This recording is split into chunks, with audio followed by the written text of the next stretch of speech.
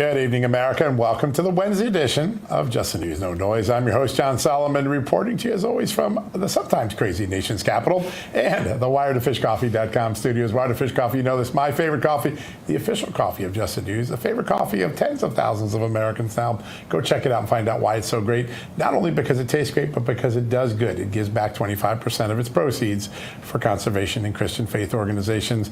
And if you use the promo code JustNews at wiredtofishcoffee.com, you're going to get 10% off. What a great deal. Go support them. They support us here at Just the News. All right. Tonight, we begin with an exclusive story following the money from the government research agencies here in Washington to the Michigan laboratory, where two Chinese scientists worked before being charged this week by the FBI with smuggling a toxic pathogen in their boots. That's actually how they did it. They put it in their boots to get it inside our borders. The FBI, of course, calling this a potential case of agroterrorism. Just the News has confirmed that the lab where Yongqing Jian and Zhongyong Liu was led by two senior Chinese scientists who have received millions of dollars in funding from the U.S. government. In fact, the two scientists who have been rounded up actually cited their federal funding in some of the studies that they published here in America. We're going to lay out the whole story for you on Just the News in the morning, including the whole money trail. But it is, what we've uncovered is renewing concerns that date all the way to the outbreak of COVID-19 at the Wuhan lab more than 6 years ago, that the U.S. government is not properly vetting dollars sent overseas or to overseas scientists on our soil who are conducting highly sensitive and sometimes deadly scientific research. We'll have more for you on that in a second as we go through our guest lineup. But another quick scoop just happened. We just put it up on Twitter or X just a second ago. Just the News has confirmed that Congress has selected a new and permanent chief of Capitol Police. He is Michael G. Sullivan, formerly the acting chief of police in Phoenix, Arizona. We're going to have more details on that moving over at justthenews.com in a second. We also have more updates on the war in Ukraine following the Ukrainian attack deep inside Russia, which targeted Russian bombers using drones, and by all accounts was a massive success for the Ukrainians. However, it happened just one day before peace talks were set to resume between the two countries, and those peace talks essentially dissolved. Following that attack, President Trump today spoke to Russian President Vladimir Putin on the phone. It was roughly a 75-minute call where the two discussed the war, with Putin telling Trump that Russia must respond to Ukrainian drone attack. That's an ominous warning. President Trump maintained that the call was a good conversation, but said it would not lead to immediate peace. The White House has said they did not receive advance warning of the attack from Ukraine. Now, one thing President Trump also mentioned was that Vladimir Putin offered to potentially help with an Iranian nuclear deal. Putin and Russia have great influence in Iran. President Trump trying to get a full disarmament of Iran and its nuclear program. That is an interesting development. We'll keep a close on that. Amanda, a lot of other amazing headlines today. I know you were at the White House for a while. Tell us what's on your radar. I don't know how I topped that. You just crammed like 4 stories in 4 minutes. Incredible. Oops, sorry about that. All right. So we've got more news on the FBI, and I don't need to tell you about this because you wrote about it over on justthenews.com late last night. But the FBI's amazing switch in the direction towards illegal immigration, of course, since President Trump took office. We now have confirmation that over 1 million manpower hours have been dedicated to catching illegal aliens, including raids in places like Martha's Vineyard and Nantucket. Now, the latest of which saw the FBI and ICE working together to round up some 40 illegal aliens, and that number included an MS-13 gang member and a child sex offender. And we've already reported that the FBI, along with ICE and local law enforcement, have arrested over 10,000 illegal immigrants so far.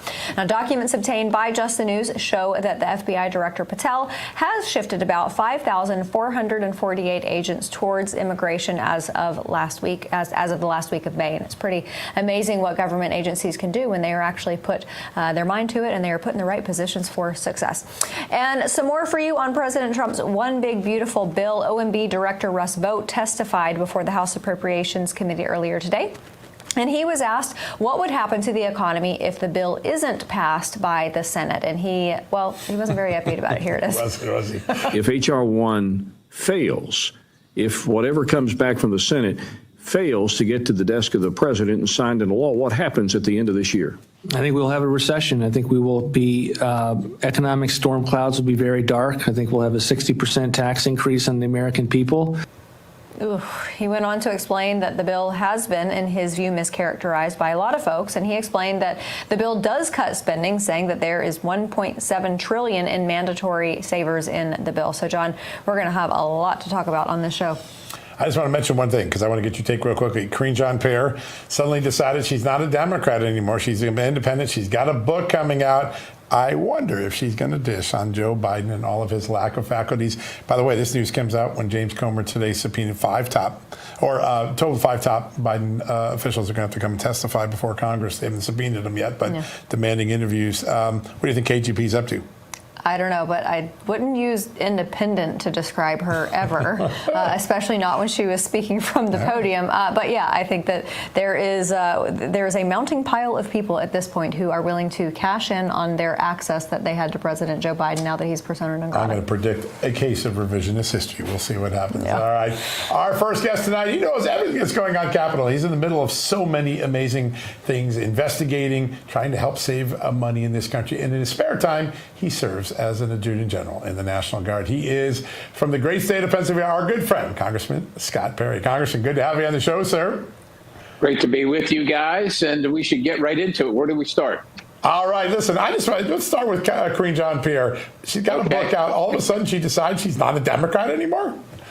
Well, John and Amanda, thank you. And first of all, the fact that we don't have to listen to or see KJP anymore makes our lives markedly and measurably better every single minute of every day. That having been said, if she had a shred of decency, a shred of honor, a shred of integrity, she would have resigned much prior to this and told America the truth about President Biden and his faculties or lack thereof. And unfortunately, she's departing the Democrat Party, the party of censorship, the party of lies, and now is going to go out and act like somehow she's bona fide and is to be believed because she's no longer a Democrat. And I guess she's going to go try and destroy the independent party now. I'm with you. Watch out, independents. It's great to have integrity and to be truthful, but she should have done that back when she was in the position and said, I have to step down because of integrity. Speaking of the Biden administration and integrity, how about the integrity of Joe Biden's signature, which seems to not exist on many documents? At the White House press briefing yesterday, it was brought up that the pardons that President Joe Biden signed were signed by AutoPen, except for Hunter Biden's. You got a whole plethora of executive orders signed by Joe Biden, supposedly, but it looks like it's AutoPen. And now we know from all of these folks coming out, speaking out about his cognition or lack thereof, what do we do about all these AutoPen signed documents that should be important to the country? But, I mean, who knows if Joe Biden even knew about them? Well, the question is are any of those signatures and any of the documents valid if the president was unaware of what he was signing, had no clue what the AutoPen was signing on his behalf? That's the question. Is any of that valid? Is any of that legally binding? Did President Biden at the time know that he was pardoning or commuting the sentences of convicted murderers? And let's remember, this is a Joe Biden who couldn't even recognize by name many of his own cabinet officials. So I think it really calls into question the legality of those things. And are they binding at this point if the president was really literally unaware that was occurring? Remember, the American people, elected Joe Biden. They didn't elect his staff. And if he wasn't involved in those things, staff doesn't have the authority on the president's behalf to make decisions, policy decisions for the American people. Congressman, I wanted to ask a little bit about what would be the next steps. What would Congress have to do to invalidate a pardon or a law or an executive order that the President Biden signed for history's sake or even for regulatory or criminal sake? Well, I think, as you know, that Chairman Comer has requested the presence of many of the people that are known to be or believed to be involved with the AutoPen use. And, as long as they're willing to tell the truth, if we find out, in fact, that the president was unaware that they were doing those things, I think that literally will nullify them, because it will be as though the president did do them. Now, whether there's criminal, whether those actions would be then criminal, because that would also probably lead to criminal charges for forgery or for fraud. That's an issue for the Department of Justice, but the Congress itself and the Oversight Committee can shine the light of truth on these proceedings by interviewing, deposing, and otherwise hearing from the people close to the president that were in charge of the AutoPen. And and as long as they're truthful, we're going to find out. But I suspect that we're going to find out that Joe Biden really was unaware of many of these things actually even occurring. Yeah, that's going to be Amazing. Something that's going to require a lot of digging. But you guys have a lot of other things, other pots that have to be watched. So the one big beautiful bill, I know you spoke out about this. It's not perfect by any stretch of the imagination. Would you even give the one BBB a B? No, I wouldn't give it a B. It was barely passing, and of course we worked on the bill right up to the last moment with the president and with the administration to make some changes that got it across the finish line in the House. But let's be clear here. It's woeful. It falls woefully short of hitting the mark there, especially when it comes to spending and deficits. And particularly, I'll give you something granular, something like the Inflation Reduction Act or the Green New Deal, characterized by the president as the Green New Scam. Every Republican voted against that when the Democrats offered it. Yet now you have Republicans trying to save many of those tax credits and, of course, the subsidies that are making our energy costs high and our energy grid unreliable. So we're hoping we got it as far as we could in the House, but we would like to see some improvements from the Senate. But I would say this. If the Senate actually makes the bill worse, I think that, if they change it and make it worse from any of those standpoints and it comes back to the House, it will not pass. Yeah. So make it better. Don't make it worse. That's a pretty good piece of advice. Got to be made better. It absolutely has to be made better. Yeah. Cut some more spending. That would be a win for all of us. Right. President wants to balance the budget, and we all agree with it. Yeah. But you can't balance the budget by spending money that you don't have. Yeah, that's right. Congressman, I want to ask a little bit about what we mentioned at the top of the show. We know about Wuhan and the cover-up there and the fact that the most likely the virus emanated from there. The FBI, CIA, Energy Department all agree on that now. When you hear that these two scientists that we picked up yesterday in an apparent agroterrorism case, certainly they were smuggling a very toxic pathogen into this country illegally. When you hear that they were working for Chinese scientists on our soil who were being funded by our American tax dollars, it feels like a bad case of deja vu all over again. Yeah. Have we not stopped the funding of the sort of stuff that China should not be getting from us? Well, we haven't gone through the appropriations process yet. Of course, part of that would be this bill on reconciliation, but I doubt that's discretionary funding. That's mumbo jumbo for saying we haven't gotten to that yet, but we definitely need to. And of course, the other question, John, that I think we really need to ask is why are Chinese nationals connected to the Communist Party of China being allowed into the United States for any reason whatsoever? How is that still happening? And if they were here when President Trump showed up, why haven't they been sent back just because of their affiliation with the Communist Party of China, who calls the United States of America their enemy? Why would we even allow them to be here present at all? Absolutely. Great question. Sir, before we let you go, what we saw in Boulder, Colorado was disgusting. And, anti-Semitism has always been disgusting, but it has morphed into something much, much more dangerous. How do we put a stop to this?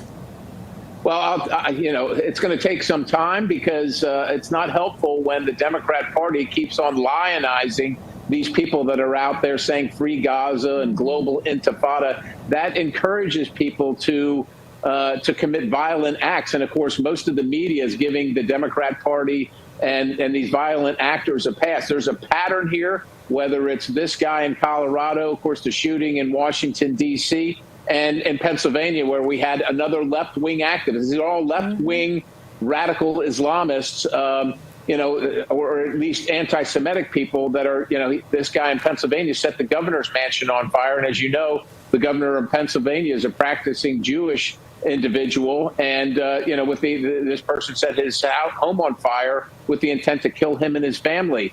And while he's being prosecuted, the bigger issue is that this is all on the left side of the political spectrum.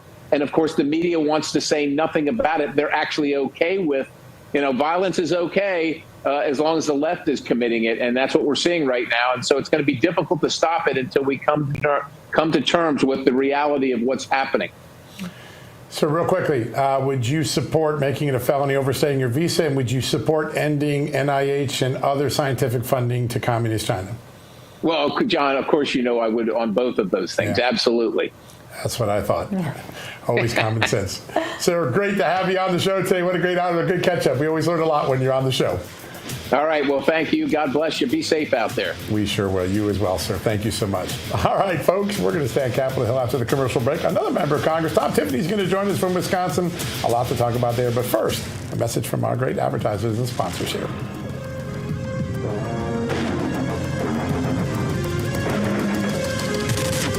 Hey, folks, if you've been following the facts, not the spin, you know we're living through a pivotal moment in American history. In just the first 5 months of President Trump's return, we've seen measurable progress. Border security is tightening, deportations are up, woke and DEI policies are being dismantled, and our military is being restored to strength as a fighting machine.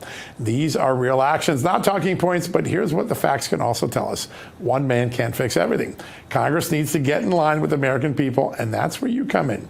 Join AMAC, the Association of Mature American Citizens, at amac.us/justnews for as little as $12 a year.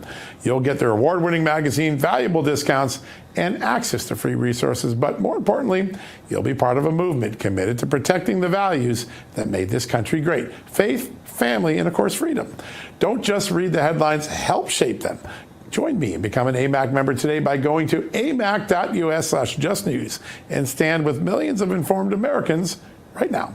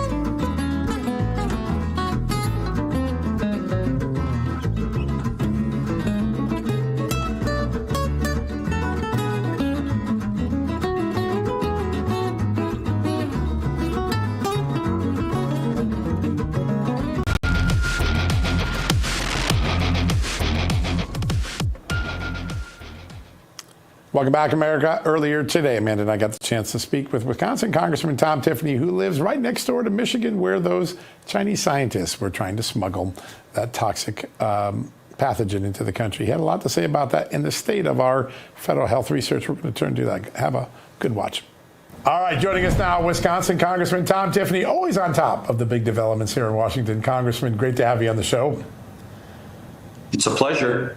All right, at the top of the show here, we described some new money trails that show that federal research money was going to the China employers of these two scientists who were picked up yesterday for carrying this pathogen into the United States, raising agro-bioterrorism concerns. I know you've been concerned for a while about NIH in China. Tell us a little bit about these new developments. What concerns you most? Yeah, kind of the same old story we're seeing repeatedly, where China is abusing our good nature here in America and our open society, where it sounds like this pathogen, I haven't dug into it deeply, John and Amanda, but it sounds like it could be very harmful, can do billions of dollars of damage to our crops. And, you know, is this kind of like the Wuhan lab from 5 years ago, is what you begin to wonder. Yeah, exactly. Well, and I think it's Congressman Riley Moore has a piece of legislation to stop the Chinese visas altogether. Considering this, I mean, I know a lot of people might think that sounds drastic, but doesn't it sound like it's probably the right prescription for the problem? Yeah, something like that has to happen. You know, something that I've put forward is in regards to most favored nation status that China received, 25 years ago? I think it was in the year 2000. And we gave them most favored nation status, which means they get it permanently. We have a bill that would go back to an annual basis. China, once again, has to prove that they're a good actor. We said 25 years ago in Congress that, okay, we're going to treat you as we do other democracies around the world, and that you're going to be a good actor as you go forward, and we're going to recognize that permanently. That was clearly a mistake on our part. So now it's time to take away those privileges and do things like Representative Moore is talking about, or let's take away most favored nation status and have it be an annual vote of Congress. Yeah, I was here when MFN was enacted, and everybody thought, oh, it's going to go the route of the Soviet Union and perestroika, and just the opposite. China turned our goodwill around on us and have been using our resources to fight us. It's remarkable. Is there room right now, or is there a need for the government or Congress to do a full audit of what labs are we funding across the globe and what sort of research they're in, so that Congress can get visibility separate of what NIH or NSF tells them? Well, I wonder if DOJ already has that information. If they don't, then I think the DOJ folks, they should be digging into that as we speak. And, you know, I would hope that I had some of the people from Secretary Kennedy's office in my office today, and we were talking about past stuff in regards to COVID. But this is something that maybe people like myself need to be asking questions of them, because it sounds like they are doing a full review, though they're just getting staffed up, of where this money has gone and find that money trail to these Chinese scientists, or perhaps heading to Chinese labs. I mean, there obviously has to be a full review, especially when you see a story like this, which could be devastating to the cereal crops and the grain crops here in America. Yeah, such a good point. Sir, you tweeted out something that I think is vitally important when we are talking about the conversation with Medicare and Medicaid and the work requirement. 80 hours a month is not outrageous. It's 20 hours a week. But this study by American Enterprise Institute found that non-workers who are receiving these benefits are playing video games 125 hours a month. That's 4 hours a day. You can work if you can play video games for 4 hours. It's amazing, first of all, where that data comes from, that people were able to track their goings on as much as we do. But that graph really shows why there should be work requirements, and it's the reason why, when it was originally set in the Big Beautiful Bill a few weeks ago, when we were debating it, it was set at 2029, and there were some of us, especially in the Freedom Caucus, we're like, hey, there's got to be some changes to this bill, and this is one of them.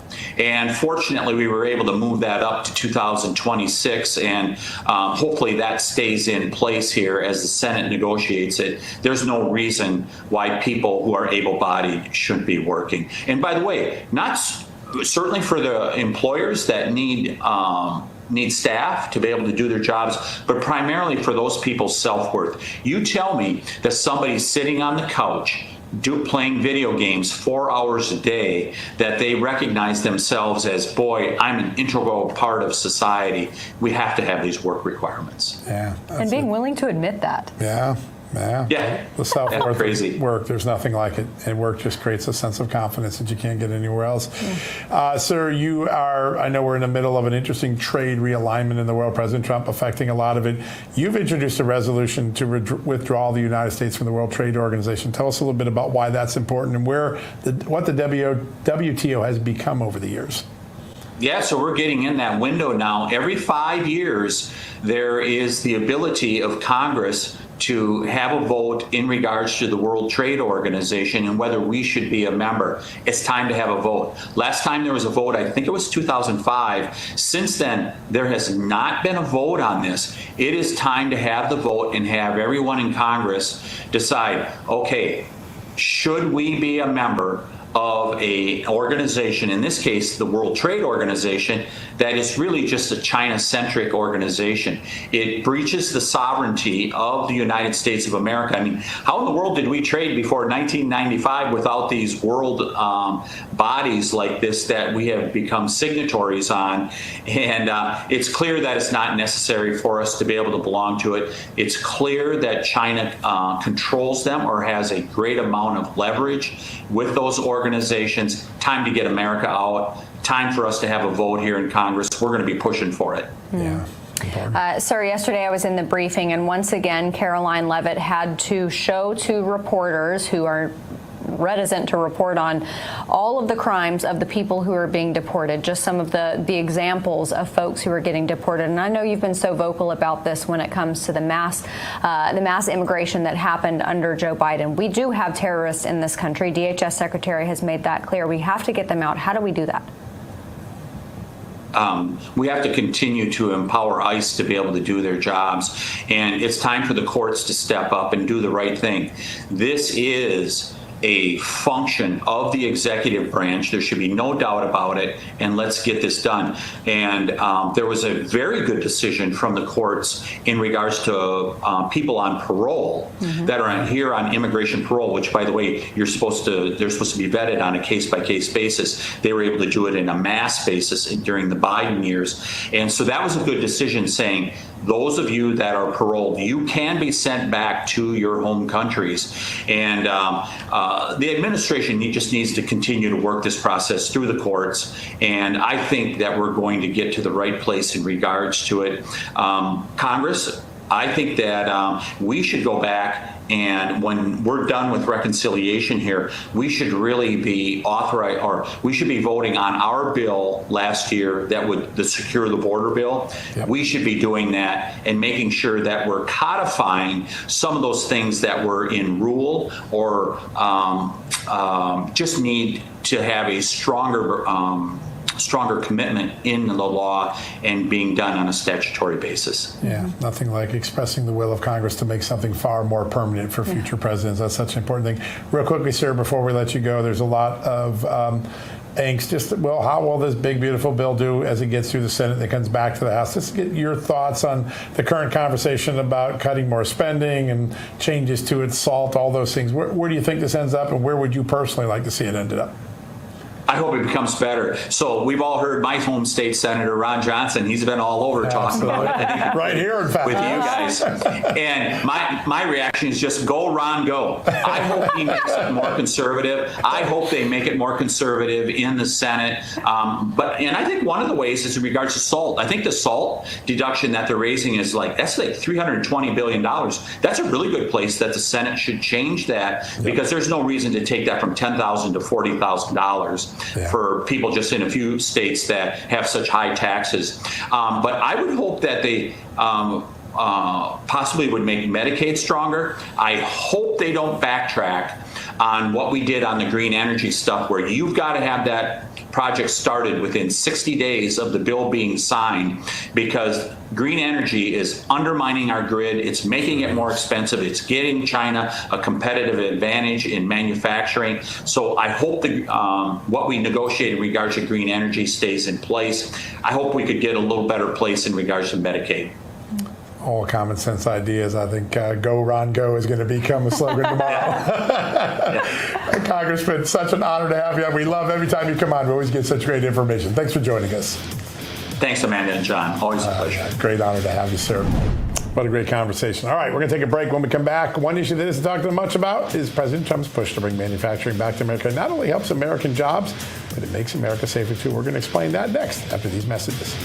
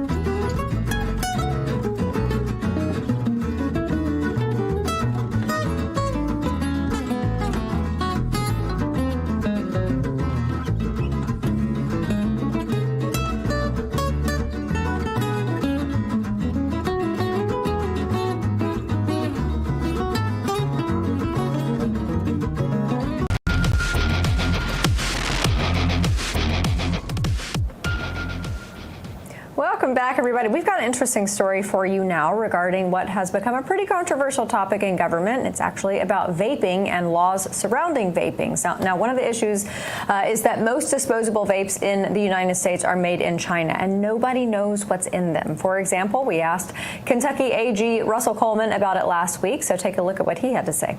This is a real concern to me as a dad of young kids as well as the Attorney General, and that is enforcing the laws as passed by the General Assembly as it regards to cracking down on these fly-by-night substances that are coming in, these devices that are coming into stores all over Kentucky. We're seeing them all over the United States. We don't know what that supply chain looks like. We don't know what they hold in terms of substances, but they're also marketed to kids. They look like Bluey.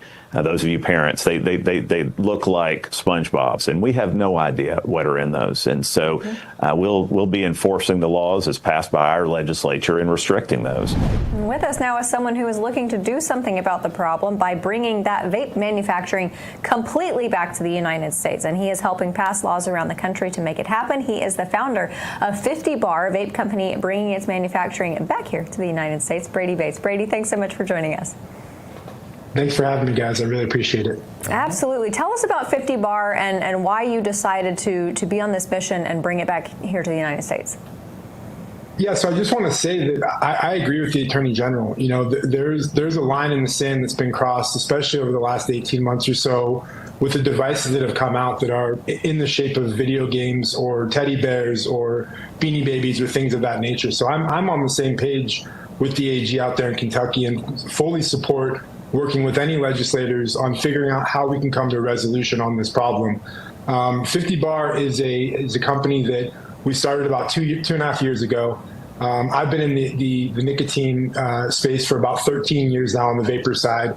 And the goal with 50 Bar is we identified a problem in the market. And the problem in the market was that this industry shifted as an America first, focusing on American manufacturing of these e-liquid products. And it completely got flipped on its head and went to all Chinese products. And so when we identified that problem, we started off on a mission of trying to bring back manufacturing to America, offer transparency into the supply chain of a nearly $15 billion a year industry coming in from China, and give solution to government and work with legislators hand in hand so that we can identify all the issues and work on common sense solution. That is the goal of 50 Bars, to bring everything back here to the States, make sure that we're doing it in a way that's responsible for the marketing efforts, making sure that the materials that are going into that device is something that it should be consumed.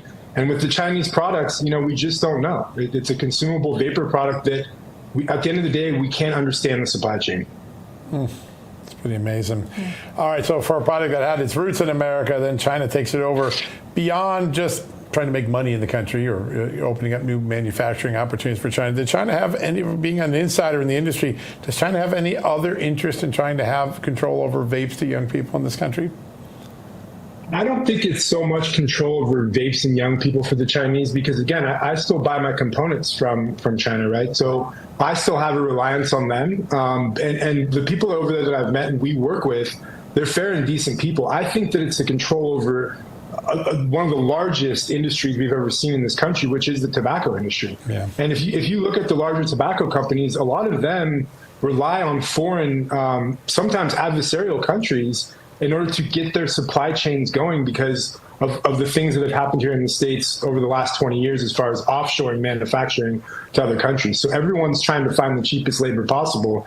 But for us, we're willing to take it on the margins and figure out a way to, like I said before, work with government and figure out how we can bring this thing back in a really responsible way.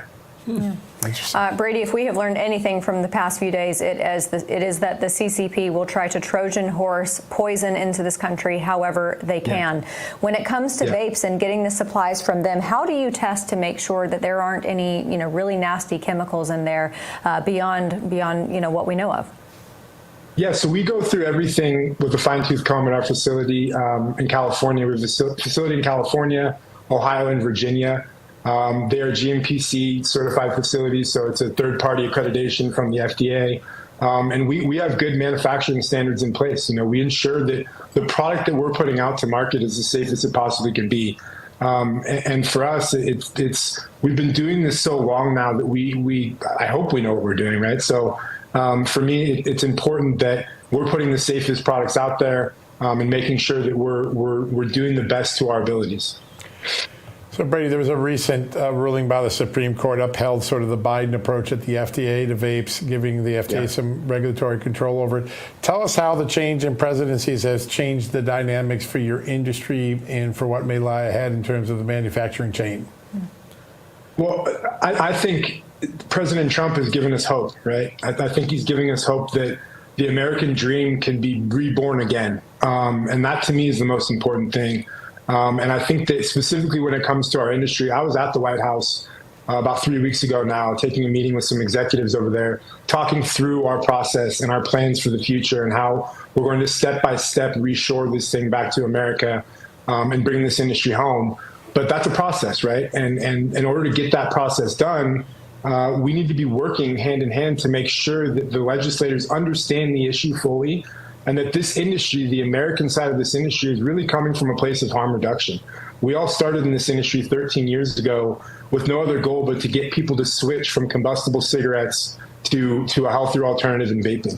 I don't think most people realize this, but there's still 480,000 deaths a year that are caused by smoking-related illnesses. So that's a scary number. And if we have something that other countries, like the UK, for an example, they've ran plenty of studies and there's plenty of science to show that the vapor products are 95% healthier than a combustible cigarette.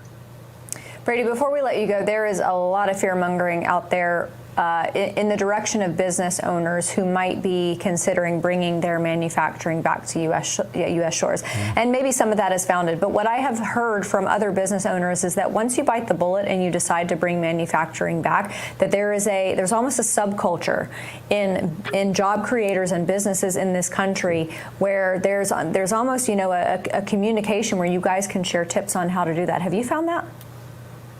I haven't found the subculture yet, but I can tell you that the meetings that I've had with lawmakers across this country now at this point, it's an air of excitement. I mean, people are they're so excited to see that someone like myself and many others in this industry are willing to, like you said, bite the bullet and bring it back here and just figure it out. I mean, that's what we are as Americans, right? We've always just figured out how to solve the problem.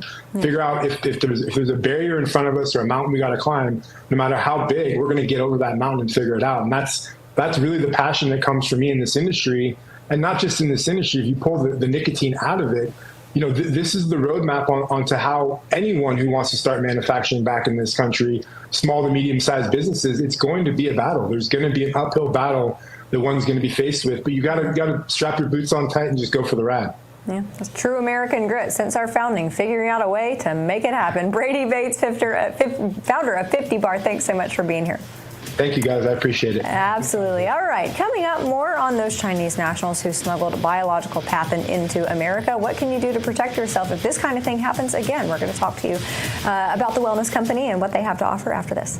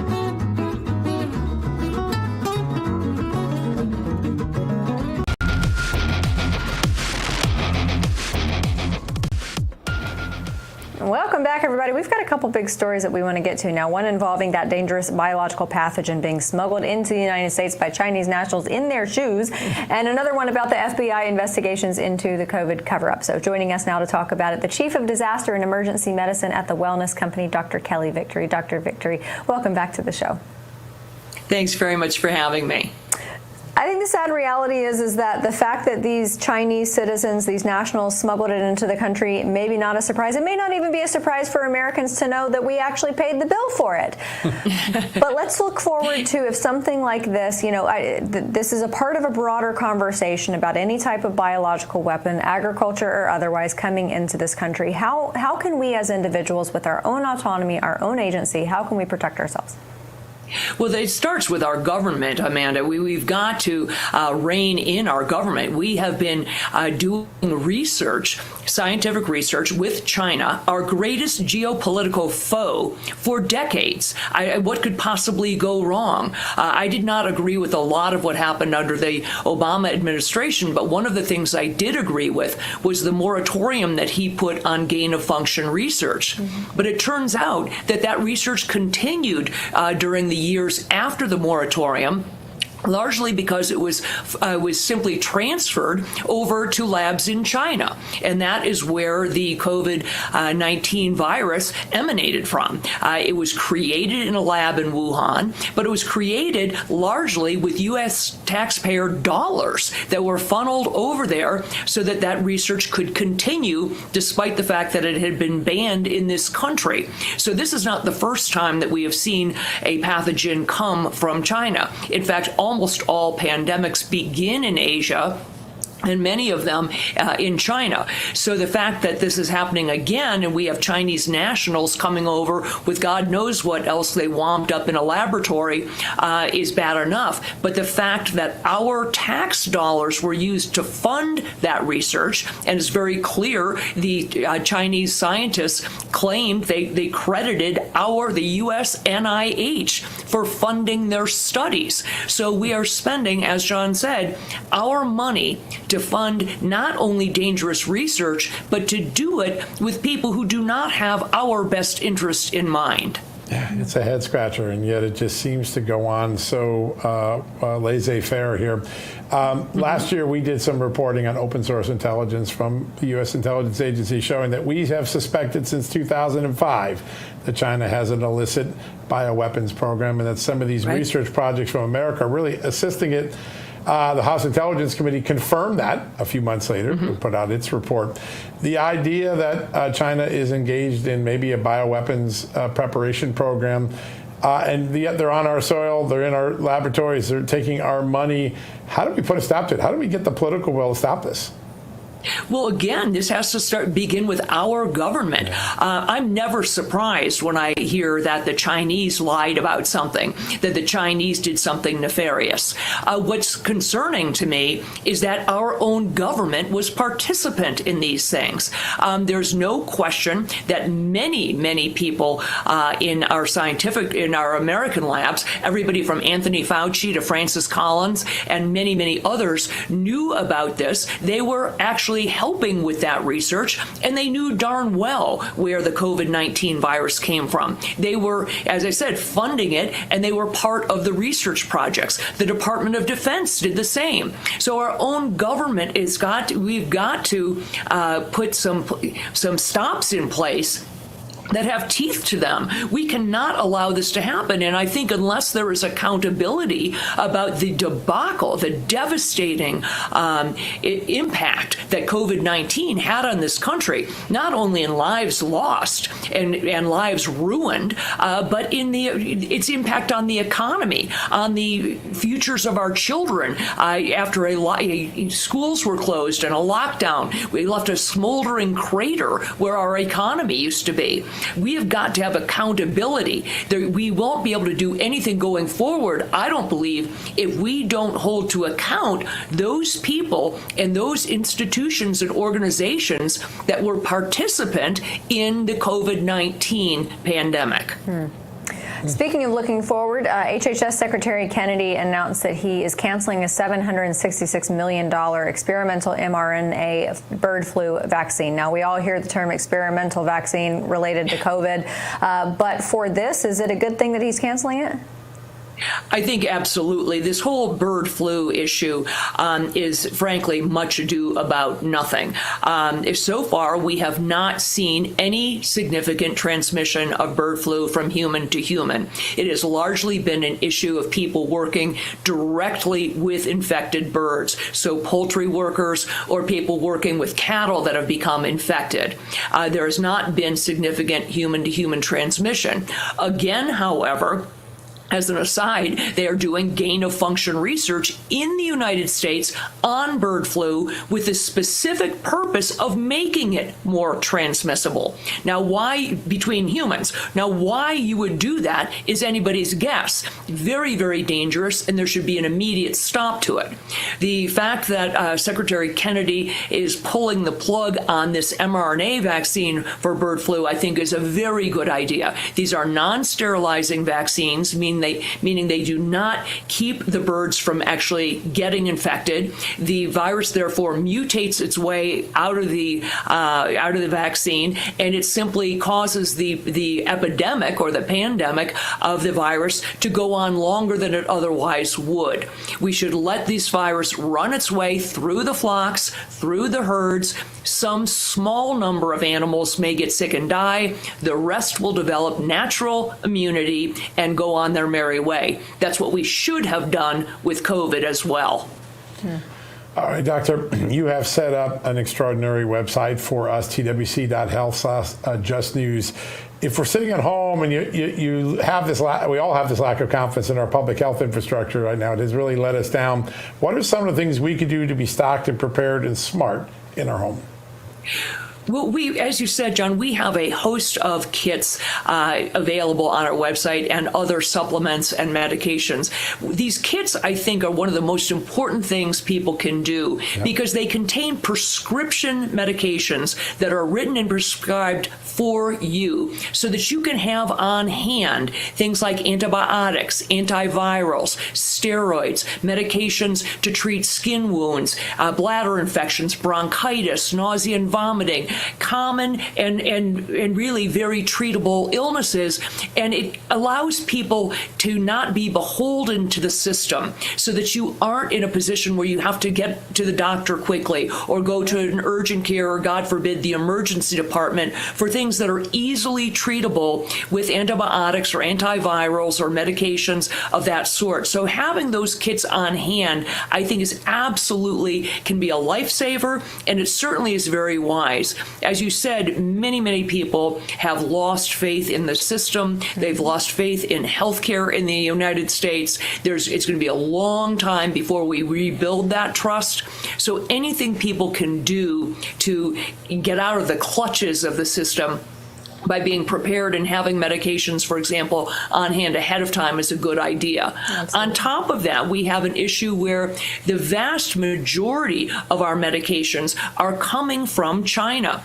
Over 85% of prescription medications or their active ingredients are sourced from China. And so we never know when the Chinese may decide to increase the prices exponentially or cut off our supplies entirely. So again, having these things on hand ahead of time is just smart. It's what I call rational readiness. Rational readiness. I love that. Chief of Disaster and Emergency Medicine at the Wellness Company, Dr. Kelly Victory. Thank you so much. And remember, everybody, go to twc.health/justnews and you can save 10% by using the promo code JUSTNEWS. That's twc.health/justnews and use the promo code JUSTNEWS, all one word, to save 10%. All right. Stay here. Dave Azir, one of our favorite folks at this network. He's right here in Washington for a very special event at the Kennedy Center. We're going to talk to him on the other side.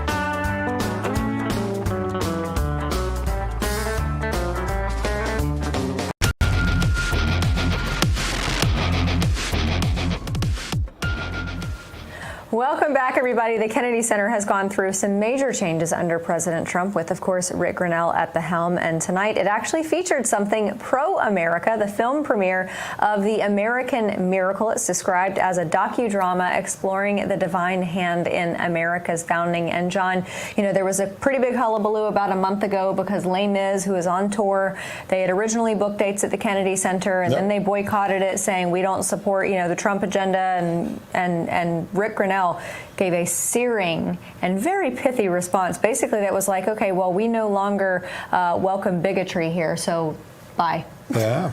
And it was fantastic. Answer. And now we have something like this. Yeah, pro-America, pro-God, actually. There's a religious theme to this movie as well, and something you wouldn't have seen in the last 30 years. Quite frankly, you wouldn't have seen it under George W. Bush, maybe even under Reagan. So this is a very unique moment, a very reform moment for Kennedy. We were hoping to bring in David Zier, but I guess we got some connections there, but we're going to be able to see if we can get him in. Guys, we do have him. Okay, let's bring him in. We have him? Let's try it. Look at that. All right. David Zier, can you hear us? I can, Amanda. John, it's great to see you again here at the iconic Kennedy Center for Heroic Pictures red carpet premiere of The American Miracle. And it's really extraordinary here. Our nation is no accident. And